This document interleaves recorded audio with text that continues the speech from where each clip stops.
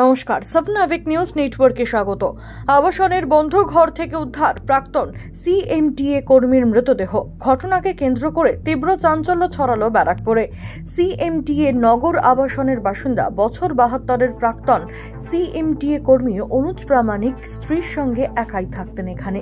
বেশ কিছুদিন আগে তার স্ত্রী আত্মীয়ের বাড়িতে গেলে রবিবার থেকে আর দেখা যায়নি অনুজ বাবুকে। বিষয়টি সন্দেহজনক হওয়ায় আবাসনের এক বাসিন্দা তাকে ডাকতে চান, কিন্তু ঘর ভেতর থেকে বন্ধ থাকলেও কোনো সাড়া পাওয়া যাচ্ছিল না অনুজ প্রামাণিকের। পরিস্থিতি বেগতিক বুঝে মোহনপুর থানায় খবর দিলে পুলিশ এসে ঘর ভেঙে ভেতরে ঢুকতেই উদ্ধার হয় অনুজ প্রামাণিকের মৃতদেহ। কিভাবে মৃত্যু হলো তা জানতে দেহ উদ্ধার করে ময়না তদন্তের জন্য পাঠিয়েছে পুলিশ। এদিকে বিষয়টি জানতে পেয়ে ঘটনাস্থলে এসে পৌঁছেছেন মোহনপুর গ্রাম পঞ্চায়েতের 19 নম্বর সংসদের পঞ্চায়েত সদস্য সাজ্জাদ মন্ডল। কি বললেন তিনি, শুনবো।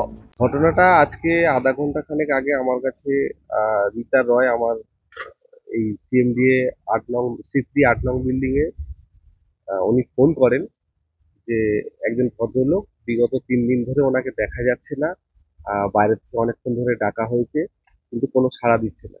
তখন আমি বেশ কিছুটা দূরে ছিলাম, আসলাম এবং আমার সহকর্মীদেরকে পাঠালাম। এসে দেখা যায় যে দরজা বন্ধ। সঙ্গে সঙ্গে মোহনপুর থানাকে আমরা খবর দিই। থানা আসার পরে দরজা ভাঙা হয়, ভেঙে দেখা হয় উনি ডেথ করেছে। ওনার নাম অনুজ প্রামাণিক।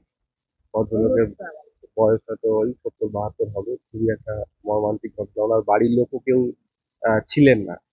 ভিতরে কি অবস্থায় কি হয়েছে সেটা এখন তদন্ত সাপেক্ষ ব্যাপার। পুলিশ এসছেন, ওনারা তদন্ত করছেন। নিশ্চয়ই এর কোনো কিনারা হবে। দরজা ভিতর থেকে বন্ধ ছিল, বাইরে থেকে পুলিশ থেকে সেটা হওয়া হয়েছে।